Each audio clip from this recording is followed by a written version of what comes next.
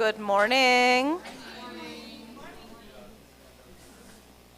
It's so nice to hear all of these voices today. Welcome to the University Unitarian Universalist Fellowship of Orlando. My name is Beatriz Reyes Foster, and I will be your service leader today. Greetings to everyone on Facebook and YouTube who are joining us virtually, and a special welcome to any new visitors joining us today, whether in person or online. We are going to have our committee moments, so I ask any committee representatives with information to share about our congregational life to join us at the microphone.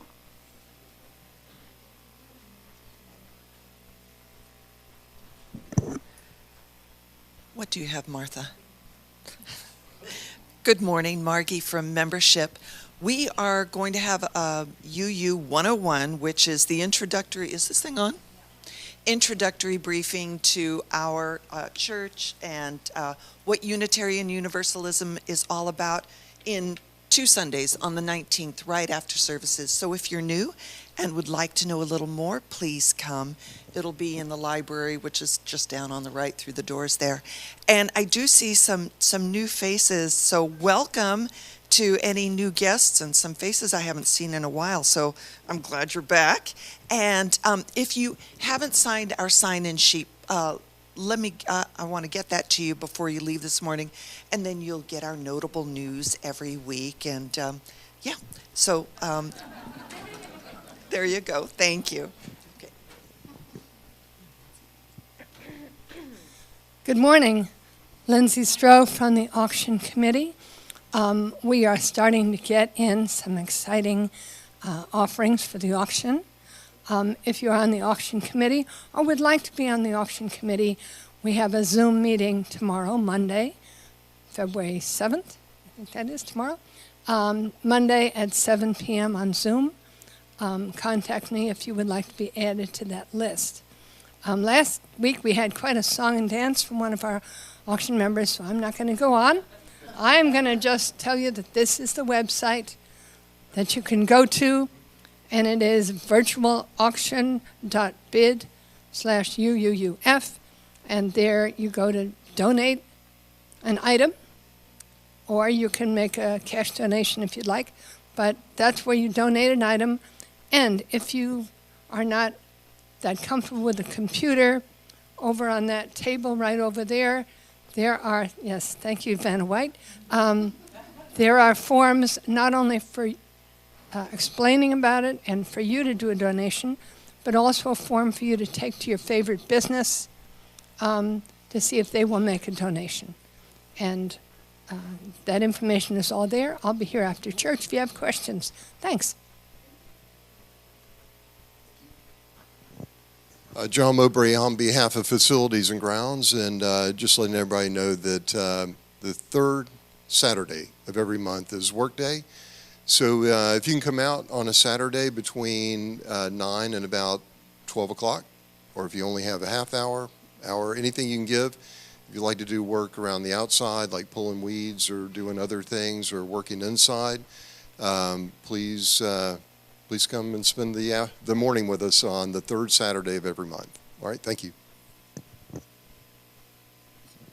Thank you. Marianne Feldheim, Social Action Committee. Follow-up from last week. If you read the notable news, there's information on the rally in Tallahassee or the hearings on the ban on transgender health care, so please see that. But there also is information on UU Justice Florida, which there's a big logo there and officially called Action Uplift, which tagline is because everybody is sacred. There's a link to a learning module for yourself and for others to learn and understand what this means. And I encourage you to please follow the link, learn more, and be informed. So thank you. Good morning, my name is Jules. I'm one of the staff members of Religious Education, and as some of you know, today we're starting our switch to moving Ari into service time, and then we're gonna go back into the building. And after the kids are sung out, we're going to the back building. They're gonna grab their snacks, and then we're gonna go into the classroom and sit down and reflect on our lesson that we all shared together. So that's the plan for today and the future. So yeah, perfect. Thank you, Jules. Thank you. First one is actually a committee moment, and I want to remind everybody that we still have this donation box back here where we're collecting non-perishable items for UCF Knights Pantry. They come and pick up about once a month now, but we are able to drop off anytime. Yes, absolutely. So this one is actually not a committee moment, but I just really don't have a better spot to say this. For opening music, we're going to do All You Need Is Love. And there's a part in there where it's like, wah, wah, wah, wah, wah. Larry was kind enough. Larry was kind enough to bring kazoos this morning. There are 36 in this box. If you would like to use a kazoo to participate in the song for that part of the song, please take one, pass the box around, and I think it'll be really fun. Thank you.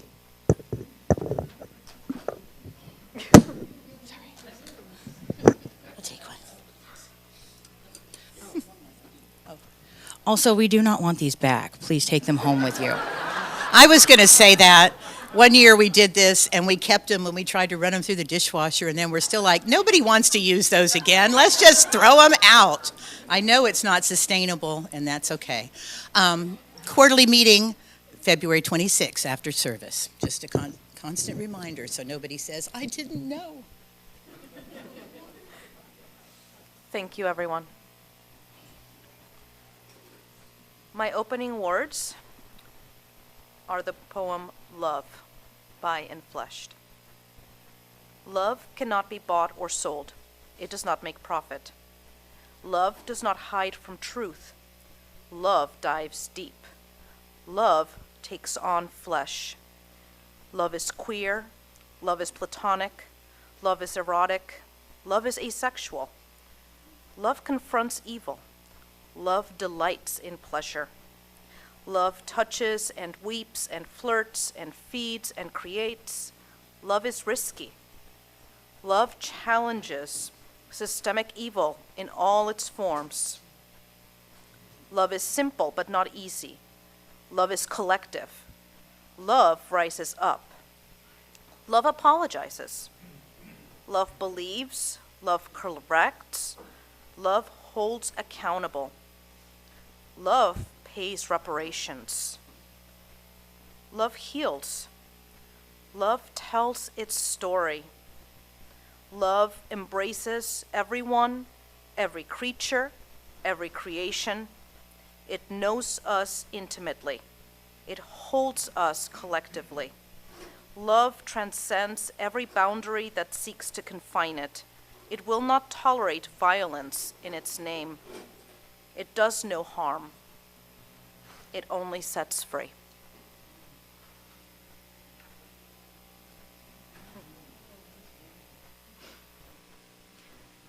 Our opening music is All You Need Is Love by the Beatles.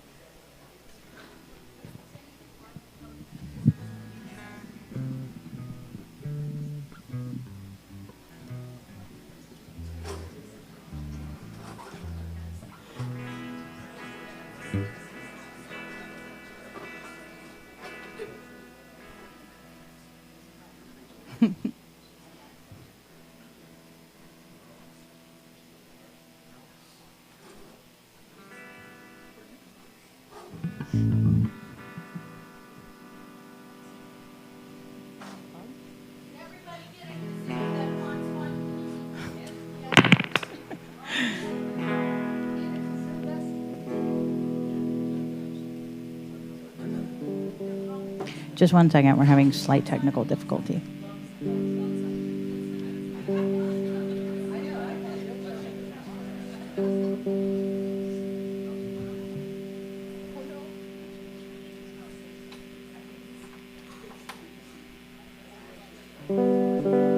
we go.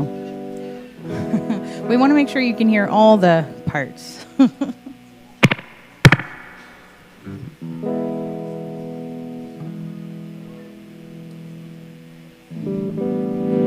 you go. Thank you for being patient.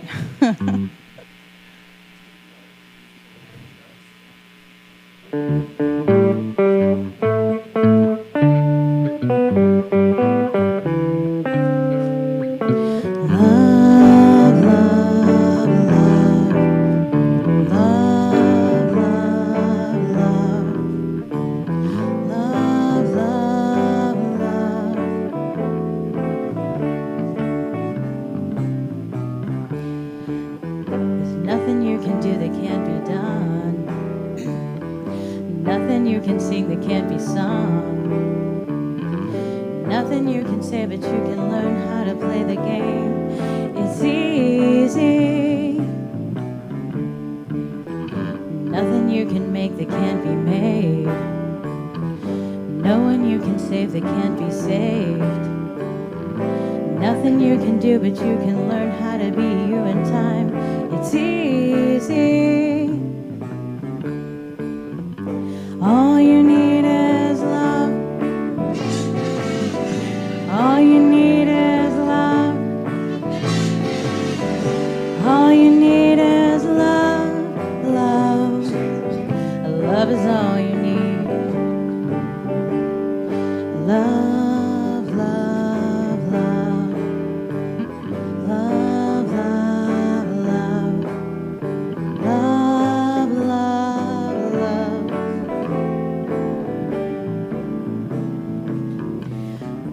All you need is love. All you need is love. All you need is love. Love. Love is all you need.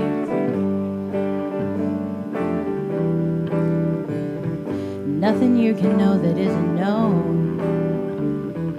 Nothing you can see that isn't shown. Nowhere you can be isn't where you're meant to be. Sorry. It's easy. All you need is love. All you need is love. All you need is love. Love. Love is all you need. All you need is love. All together now. All you need is love. All you need is love. Love. Love is all you need. Love is all you need. Love is all you need. Love is all you need. Love is all you need. Love is all you need. Love is all you need. Love is all you need. Love is all you need.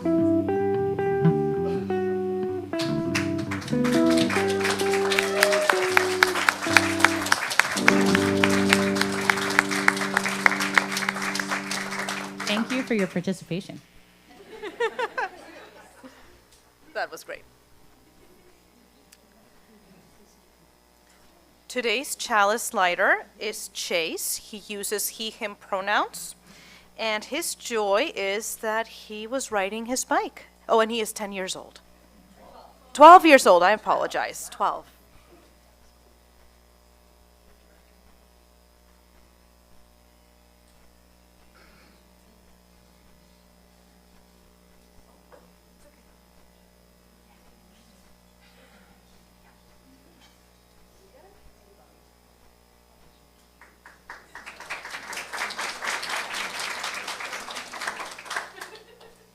Please join me as we recite these words in unison. Light of truth and the warmth of love, we gather to seek, to sustain, and to share. And together we make our affirmation. Love is the spirit of this church, and service is its gift. To dwell, covenant, to dwell together in peace, to seek truth and love, and to help one another. At this time, let us take a moment to welcome any guests in our congregation today.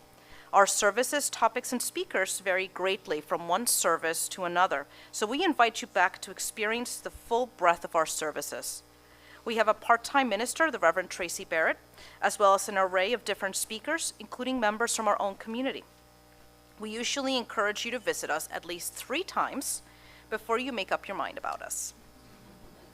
Please take a moment to say hello to your neighbor.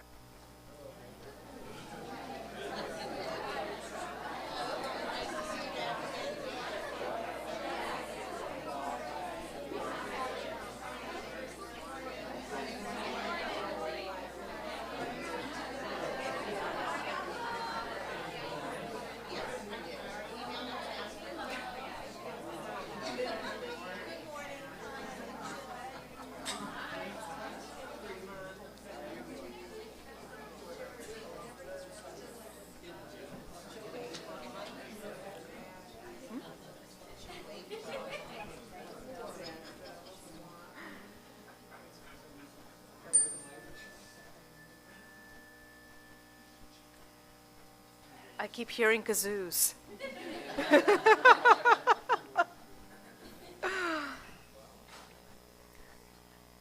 Now is our time for joys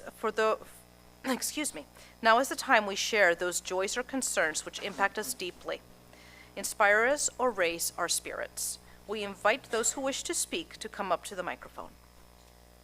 Or if you need, please raise your hand and we will bring the microphone to you.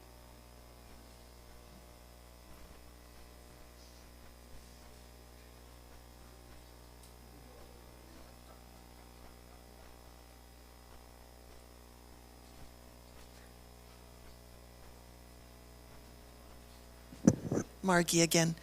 I have a concern, and it's a family member who is a transgender young lady who's 21, and I just recently met her, and she's not doing well, and she doesn't live here, and I'm just worried. I'm just worried about her. That's all. Because I don't think that the community where she lives, I don't think there's a much of a support group, and in her family, in my family, she does not have a support group, which is really hard. So she keeps isolated from them. So you just have to step forward and do your best to try to help become part of that support group. So anyway. That's my concern. So.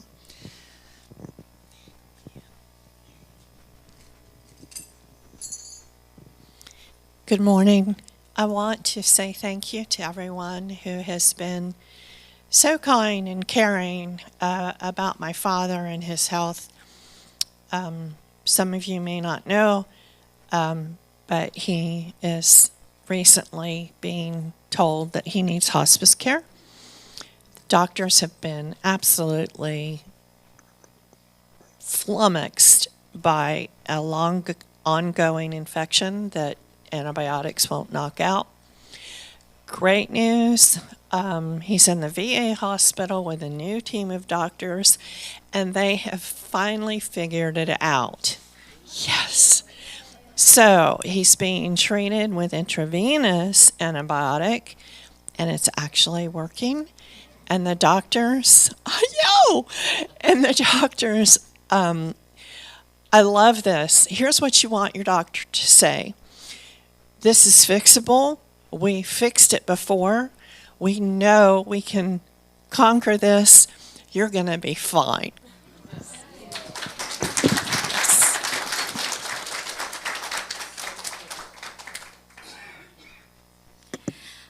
I have one concern. My husband has a, Joey, by the way, my husband has a hernia which is giving him a fit. So I would appreciate any healing thoughts you could send our way, and maybe thoughts of patience for me.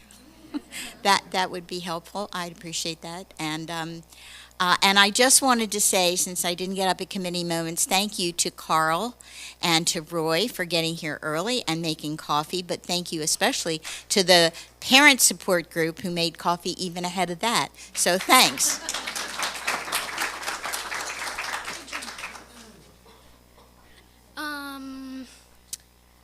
I ride my bike this weekend.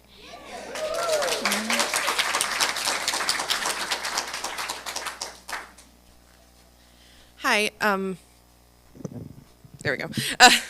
I'm Susie. I have one concern followed by two joys. One concern slash sorrow is just before the new year, our pet cat Gracie unfortunately passed away, and she was very old. It wasn't entirely unexpected, but we'd had her for almost 10 years, so that was just very sad. And but the joy is that we recently got a new cat, Vito, who is he's 5 years old. He has some health problems, but nothing we can't handle. He's very affectionate, very lively. He is a bad cat, I tell him every day. He's also about 30 pounds and a jumper. Yeah, I'm not kidding. But we just love him, and so he's getting used to the dog's getting used to him. But my other joy is that I have recently been accepted into UCF's MFA program. So that's next 2 years of my life figured out.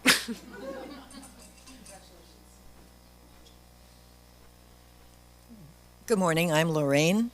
I have decided that this is the year I'm going to travel again. I haven't traveled for 3 years, so I've got 3 trips in my pocket to go, and I've got a 4th one I'm thinking about for in March next year, go up to see the Iceland and the Aurora Borealis. So I'm pretty excited. And speaking of going on traveling, these 3 people here, Charlene and Faith and their daughter, are here today, and I've been to Russia with Faith. I've been to Nova Scotia with them. They are friends from 20-something years, I don't know. And I didn't know they were coming this morning, and I'm just delighted to see them.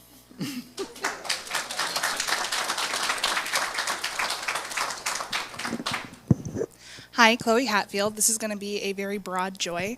I am joyful for the first and 7th principle of UU, which is the inherent worth and dignity of every person, and the respect of the interdependent web of life. I am very joyful that that is something that we practice as UUs. I am very joyful that is something that we integrate into our lives, and that even if we don't understand something, we still respect it. And I am thankful for that.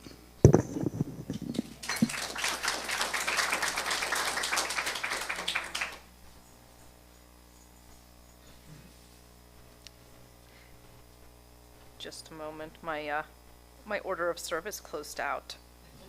I have to reopen it. See, this is what happens when you decide to bring a technology instead of just printing out paper. Let us take a moment. No, not time for all ages yet. Let us take a moment for a silence to honor the joys and concerns that remain unspoken.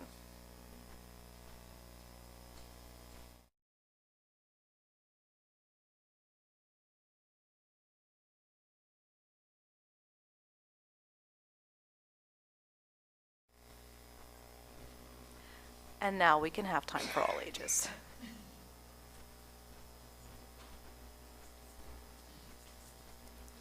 Would someone like to invite the children from the Wiggle Room? Because we're going to have them come up today, right? Is that what we're doing, or no? Sure. Yeah.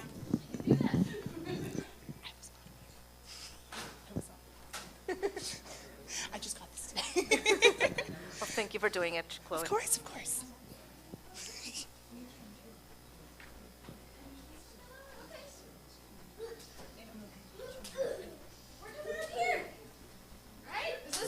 Yeah. Come sit around. It is story time.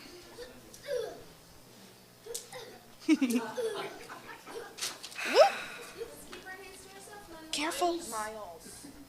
It's time to join the circle, sit and relax as we hear a story.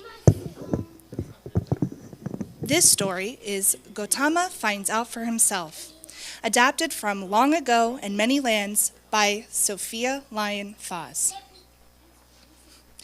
Our story today is about some of the feelings we've been talking about. Prince Gautama lived in a palace in India a very long time ago. The grounds around the palace were like a large and beautiful park, completely surrounded by a high wall. Servants, nurses, cooks, gardeners, and helpers of all kinds were there to do things for the prince. Gautama was taught by special teachers who came to the palace just to teach him. He learned to read and to say verses from his Bible. He was taught how to be a good son to his parents and how to behave towards guests. He was taught about how to fight with a sword, how to ride a horse, and how to shoot with bows and arrows. While Gautama was still a young child, a wise man had come to the king and predicted that something was going to happen to keep his son from ever becoming king. The father was frightened and determined from that time on to protect his son from every possible harm. He made a strict rule that the prince should never be allowed to go alone outside the palace grounds. He must not be permitted to see any sick person or any blind or crippled or very old.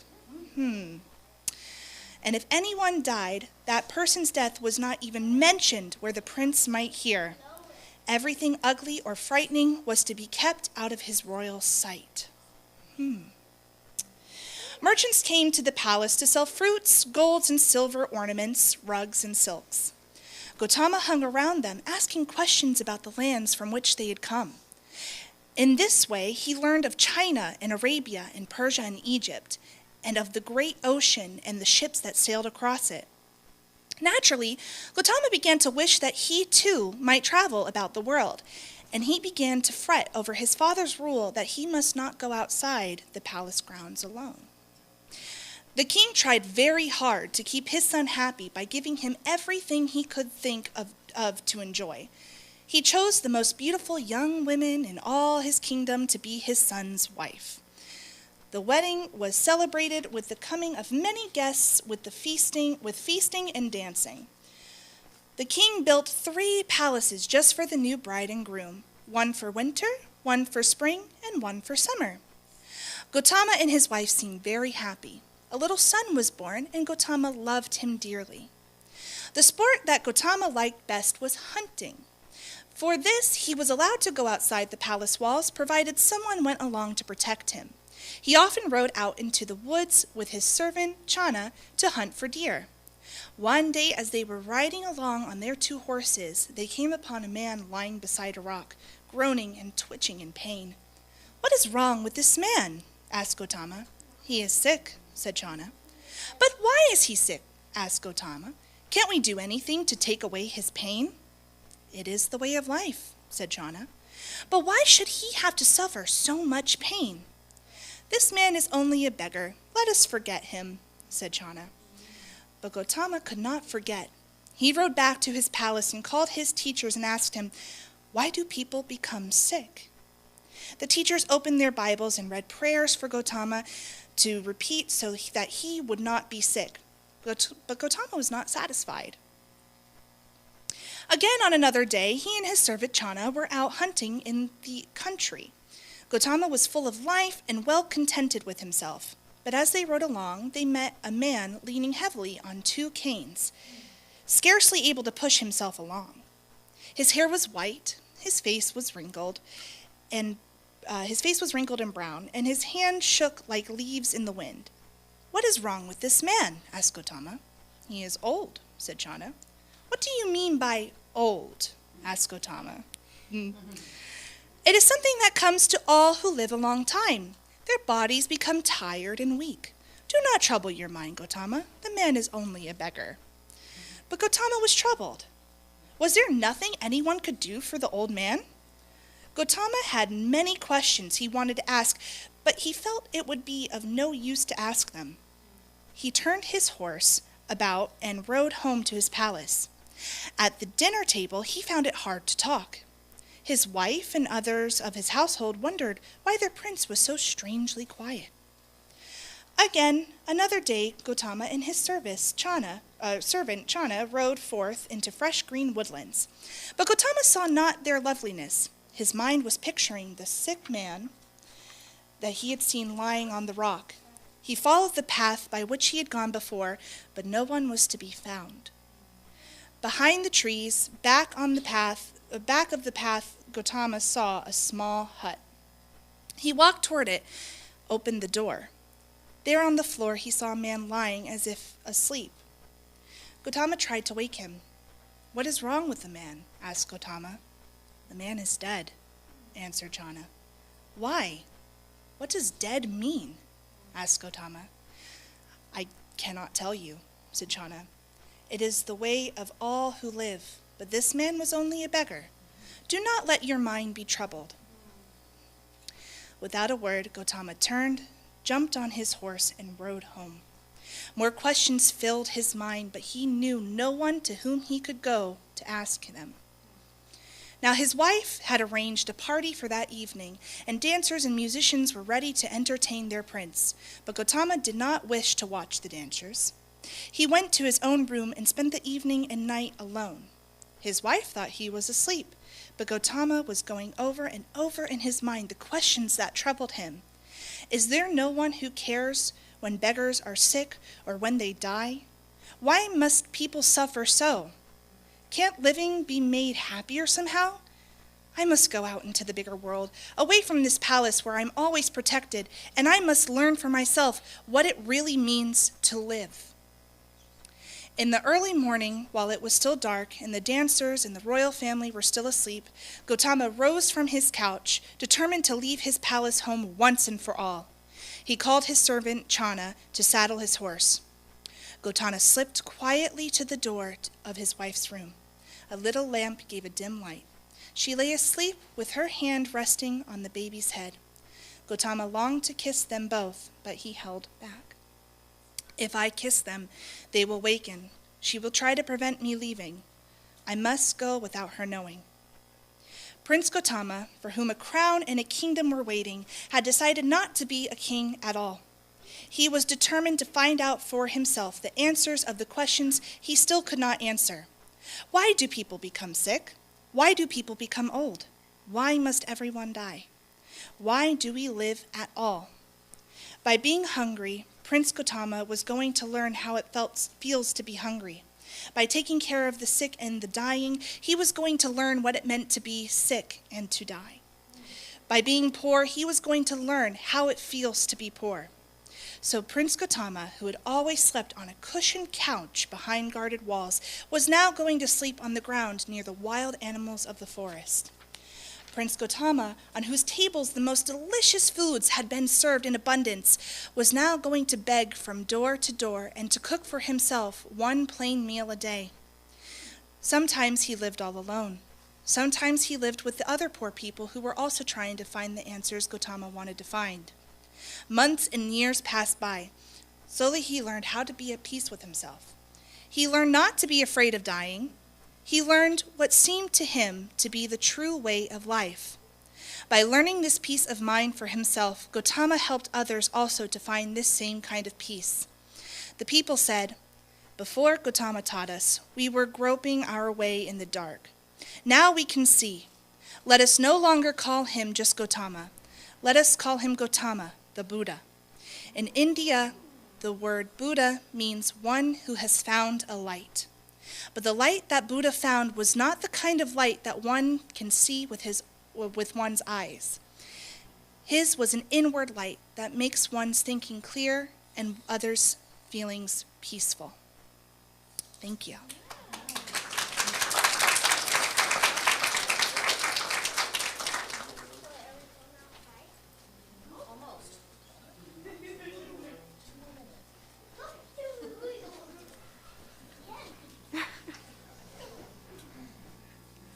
We are a generous congregation. Each month, we dedicate 40% of our plate offerings to a worthy organization. This month, we share our plate with the ACLU. Please bring, please wait for the baskets to go around. And you can also donate to the URL on the screen, if you prefer.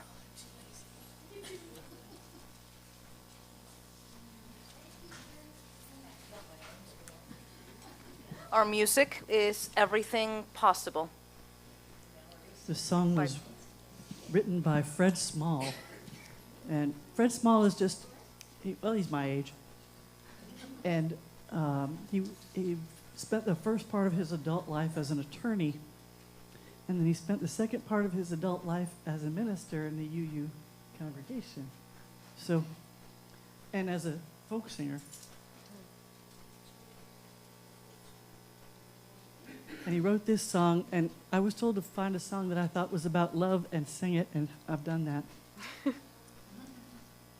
We have cleared off the table, the leftovers saved, washed the dishes and put them away. I have told you a story and tucked you in tight at the end of your knockabout day. As the moon sets its sails to carry you to sleep over the midnight sea, I will sing you a song no one sang to me. May it keep you good company. You can be anybody you want to be. You can love whomever you will. You can travel any country where your heart leads, and know I will love you still. You can live by yourself. You can gather friends around. You can choose one special one. And the only measure of your words and your deeds will be the love you leave behind when you're gone. There are girls who grow up strong and bold. There are boys quiet and kind. Some race on ahead, some follow behind. Some go in their own way and time. Some women love women, some men love men. Some raise children, some never do. You can dream all the day, never reaching the end of everything possible for you. Don't be rattled by names, by taunts, by games, but seek out spirits true. If you give your friends the best part of yourself, they will give the same back to you. You can be anybody you want to be. You can love whomever you will. You can travel any country where your heart leads, and know I will love you still. You can live by yourself. You can gather friends around. You can choose one special one, and the only measure of your words and your deeds will be the love you leave behind when you're gone.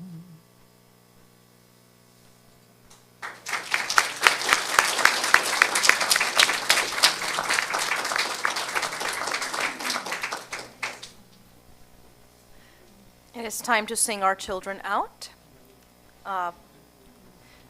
Would anyone like to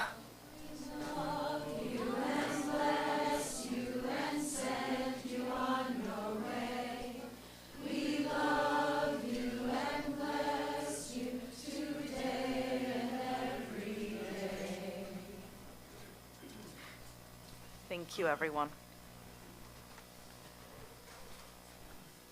What does love mean to you? Love is a big word, full of emotion, promise, fear, community, and more. Self-love, love for humanity, love for family, love for ideas. So much meaning packed into one four-letter word. And for Unitarian Universalism, love is at the center of our faith and worldview, and the glue that holds our beloved communities together. What do you think of when you think of love? Today, several members from our community will share their personal understandings of love.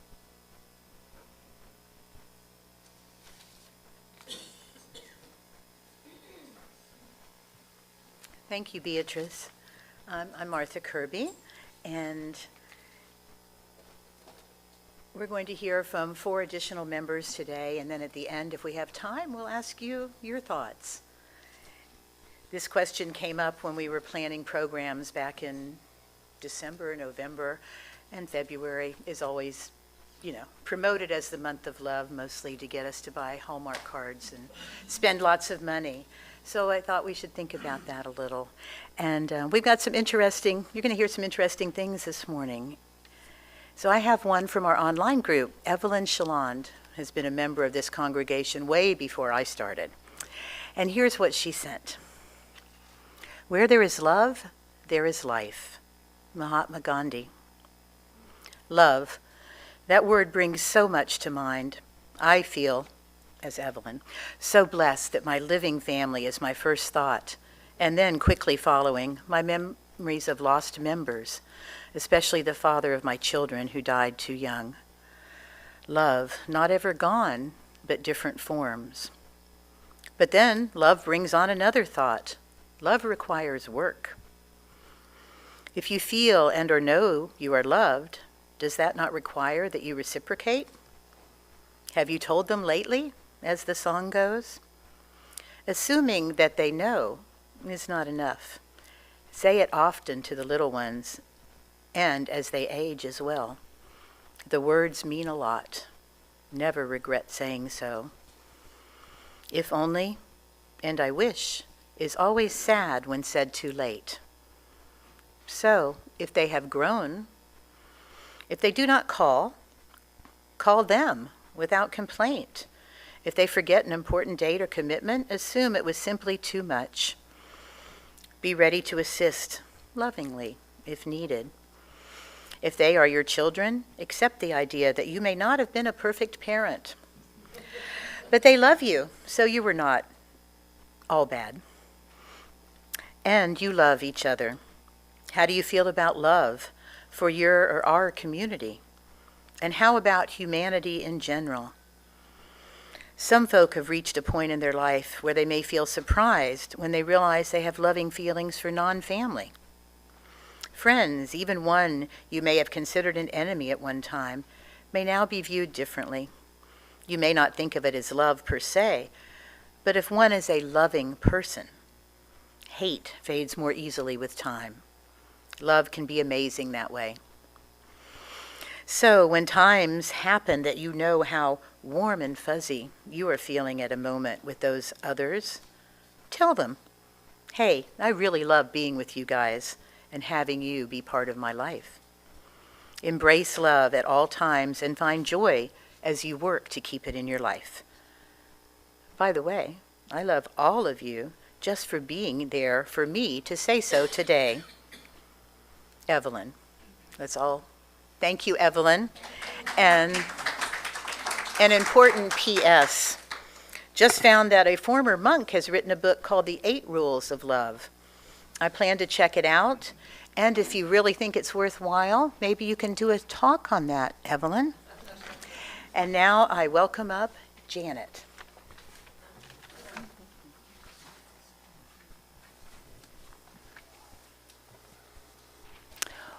Why talk about love? Why talk about love now?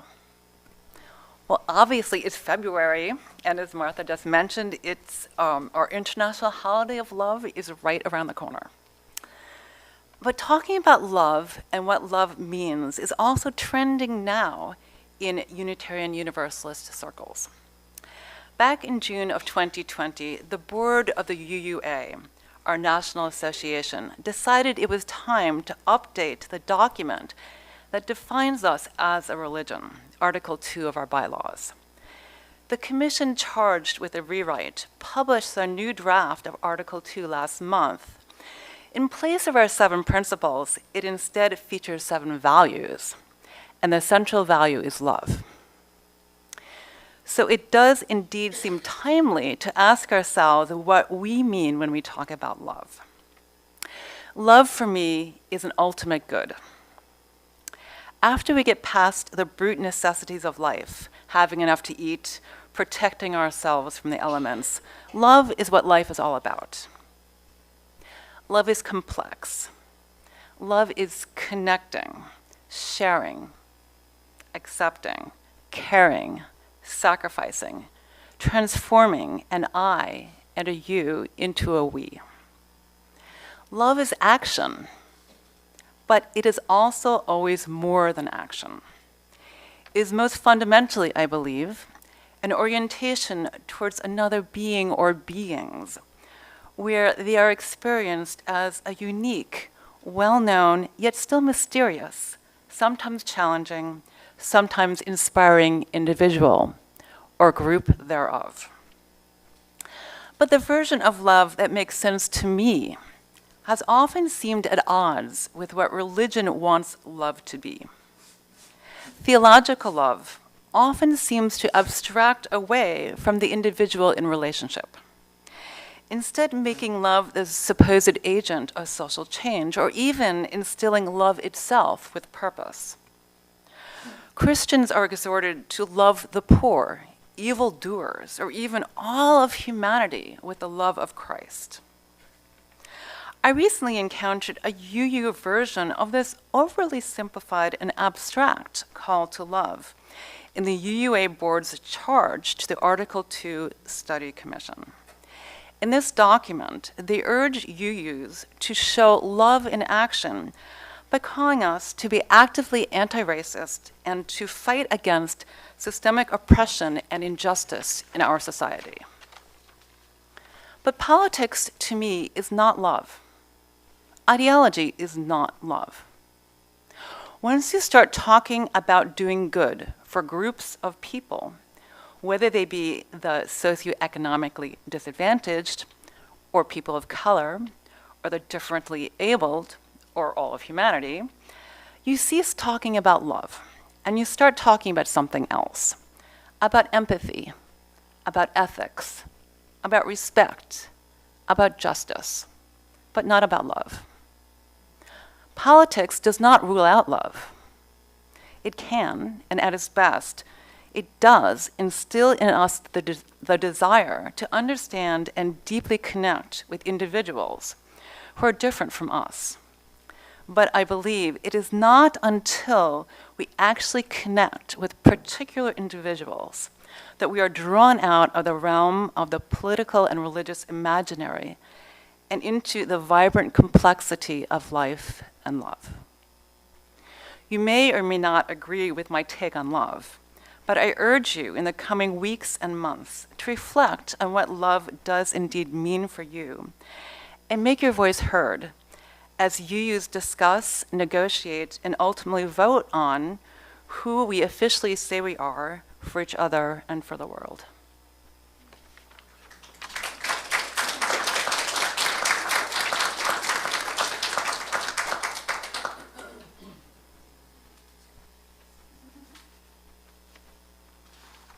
Good morning, I'm Lindsay Stroh. Some of my earliest memories are of going to Unitarian Sunday School and singing, "Praises, praises, God is love, God is love." Back then we called it brotherly love, the idea of everyone deserves to be treated with kindness and respect.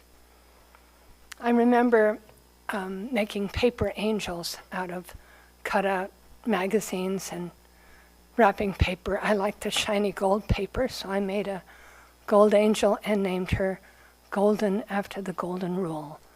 We were taught the angels were symbols of the things we believed in.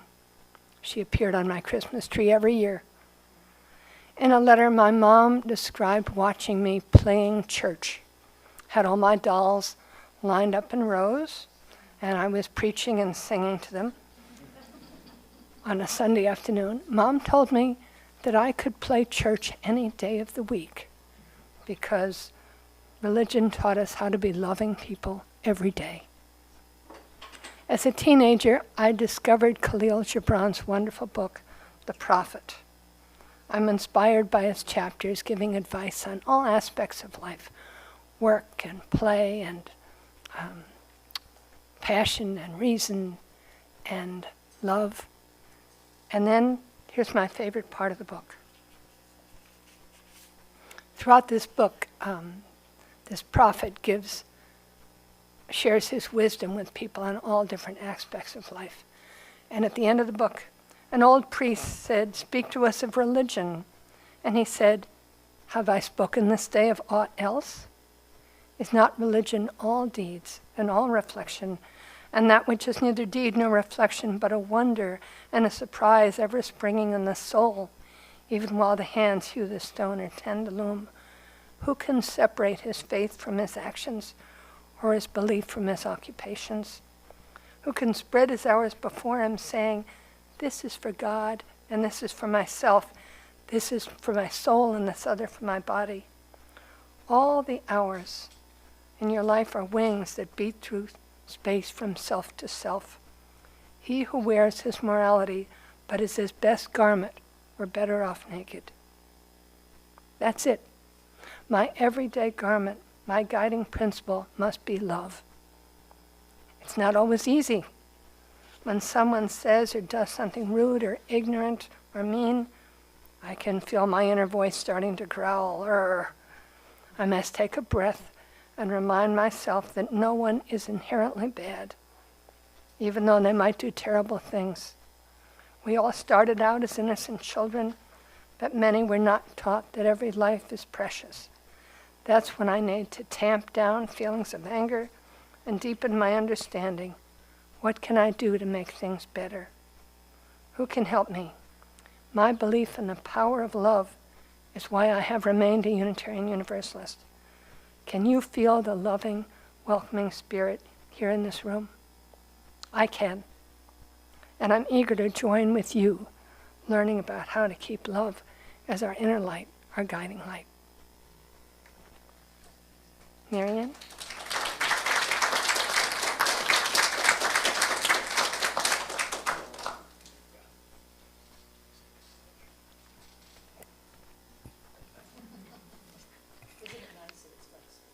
Yes, it's wonderful for all of us to be flexible. So I want to thank Martha and all of you for this opportunity. And so I'm coming at this because I thought it was a wonderful question from my background. So I'm give you a quick on my background so you know where I'm going. My training has been in nursing. Nursing administration, it has been in public administration, it's been in nonprofit management, and I focus from that piece. So I've always done planning. When it wasn't too obnoxious, I always had my 5-year plan like the Russians as to what was going to be happening. And then I discovered strategic planning, and then I taught it for 22 years. And I taught strategic planning that all of us should be making strategic plans, because for strategic planning, there are key things you have to do. You have to identify for you, what is your mission in life? What is it that you are focusing on? So if you remember City Slickers, Dusty dying, there's one thing. And he's going, well, what is it? There's one thing. Each of you decide what that one thing is, whether it's love, whether it's justice, whether it is equality, whether it is embracing those pieces. So when I retired, I did my strategic plan for retirement. No surprise, right? And I pulled it out to look, and I want to read you my mission because it brought me here. My mission statement is that my mission is to lead a meaningful life by dedicating myself to justice and fairness through a balanced and fully present approach to living that encompasses compassion, authenticity, and love. That's how I've been living my life. I focus equity and justice, focus on love. So then I decided, okay, this is an academic here, what is love for me? So this is my nursing background. So for me, love is an emotional and spiritual connection to another person, to other living creatures, to a place or to an experience, and it exists on a continuum of intensity.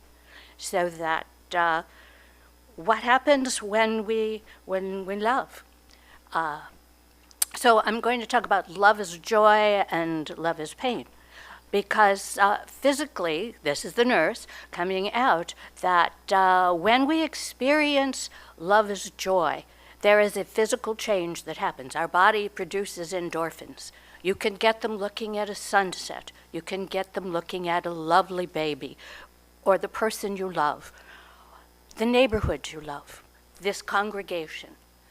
So that is love is joy. There is a physical change that happens.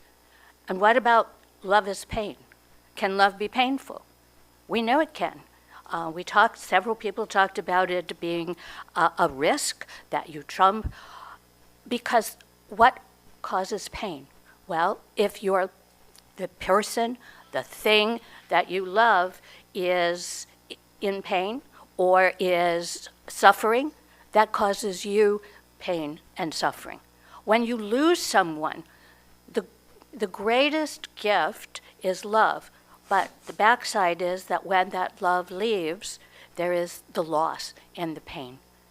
We don't always celebrate and can't sometimes focus on the beauty that we had. And physically, things happen. We produce the wonderful stress response, and we start to feel our heart race, and we feel that physically we experience it. So what does this mean? How do I love other people? How do I love other things, whether that is the environment? For me, the key to that is respect. Respect for their choices. And this has, in my life, through family experience and others, that I respect the choices other people make. And I want to share a personal story. And I'll only share one, but in my early life as a nurse, I was traveling around. I lived in New York City, I lived in Cleveland, I lived in Hawaii.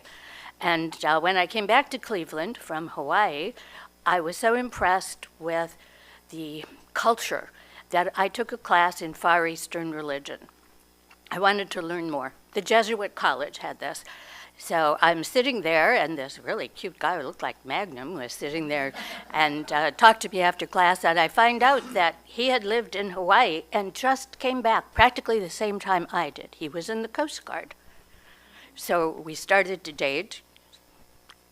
Forward, he's my husband. But so we started to date for about 3 months, 4 months, and we had shared our dreams, what we wanted to do, and I remember this moment, we're standing in my parents' driveway, and he's going, I have to talk to you. Okay.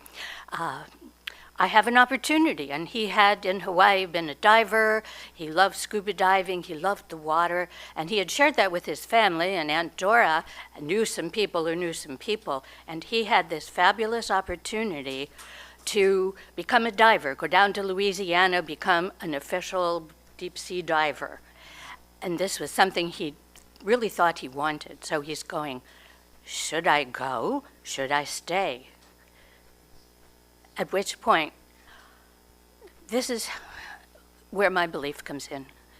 I told him I couldn't give him any direction. He had to make that choice for himself.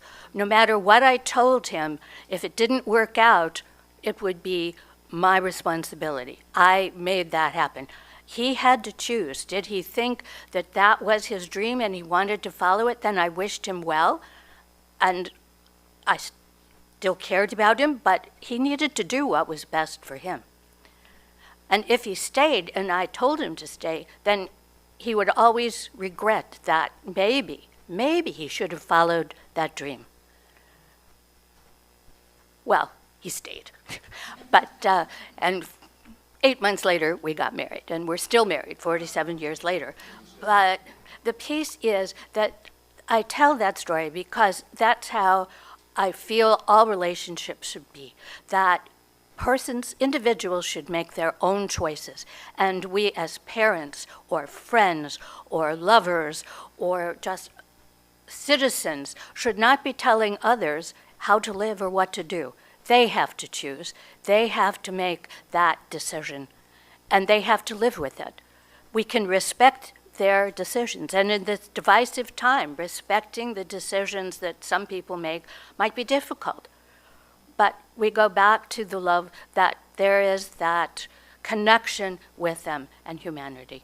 This love also extends to the environment and to our care and concern for other living beings.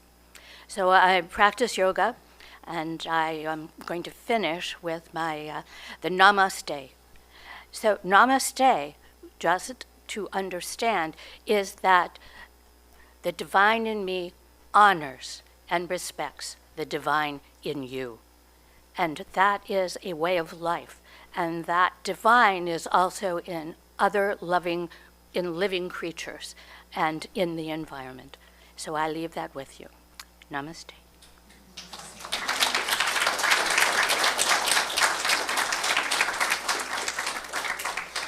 And Stephanie is next.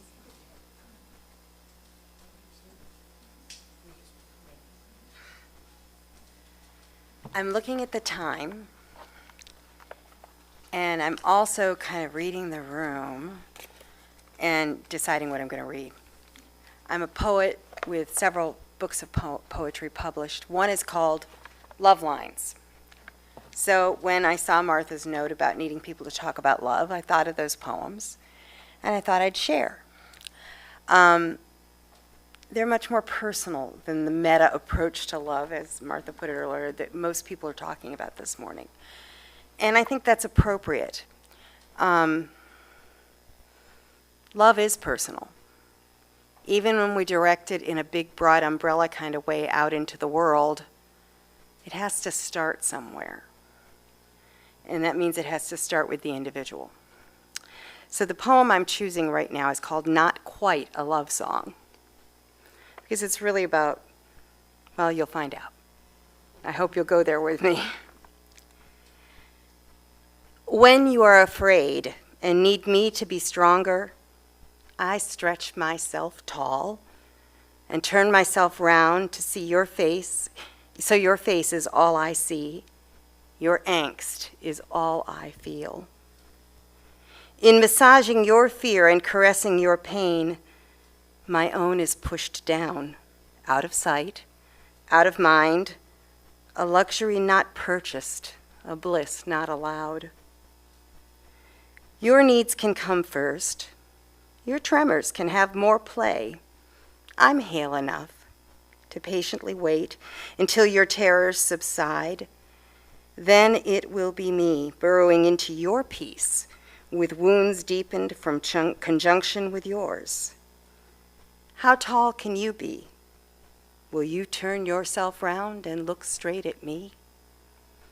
And that's not quite a love song. And then I'm going to share one, and this will be it, which I can't lay my finger on, which is actually about, the kind of love we expect love poems to be about. This is called Chevy Cheyenne. Those of you at home, there aren't any dirty words here, but if you got kids in the room, you might want to shoo them for a second. Chevy Cheyenne. Sharp rocks grow from wet sand. Surf slaps against a curved shore, and gulls' cries drown out my own. There is no moon this night, our blue-eyed selves in the bed of your daddy's 1971 Cheyenne, invisible to passers-by on Route A1A. As far up the beach as we are stashed, salt water still rises halfway up the hubcaps. You say we will have to wash the tires before heading home. The salt line is how your mother will know where we've been and how mine will know what we've been doing. I ask why it matters. I feel my body is afloat on the high tide, the truck floor giving way to the sea.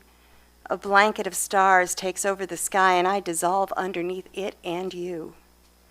See, I tell you, no one will ever know because I'm not here anymore. You say I'm wrong, that I am more here than ever. I am silent for a time. I listen to your sleeping sighs, take in the smell of living water.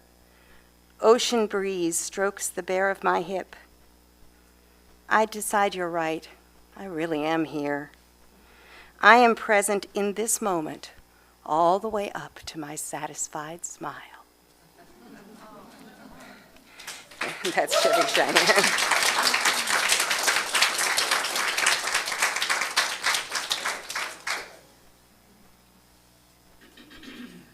Thank you all for sharing.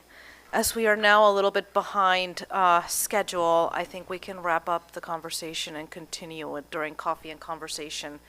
But what a wonderful service. I have so enjoyed it.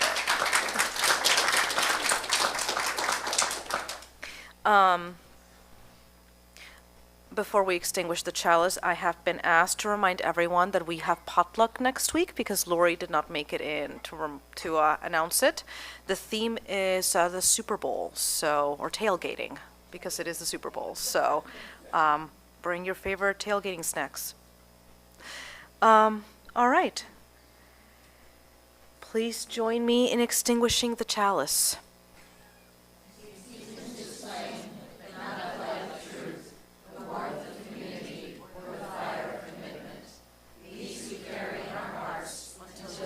Together again. And our closing music is There Is Love Somewhere. Okay, y'all.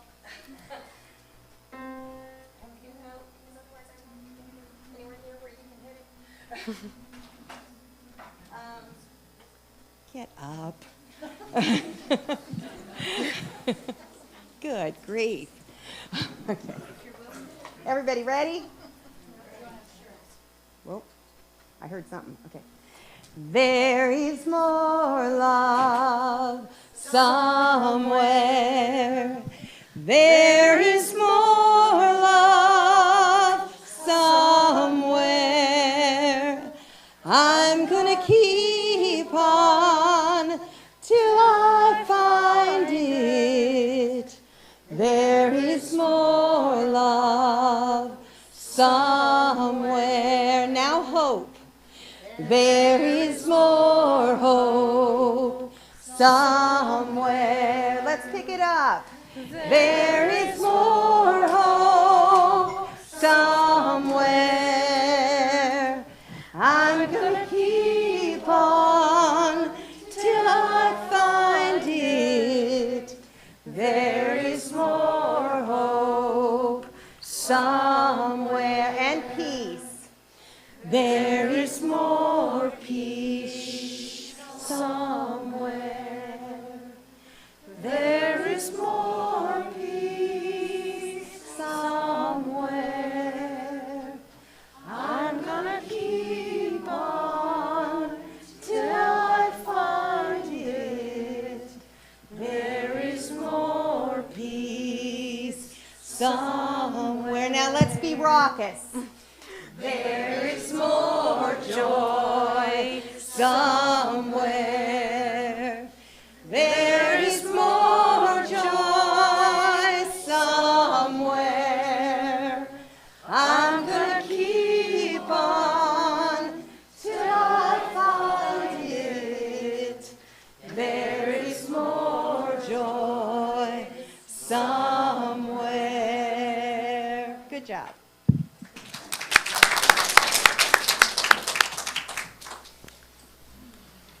Love makes your soul crawl out from its hiding place. Zora Neale Hurston. Thank you for joining us today. Please go in peace and have a great week.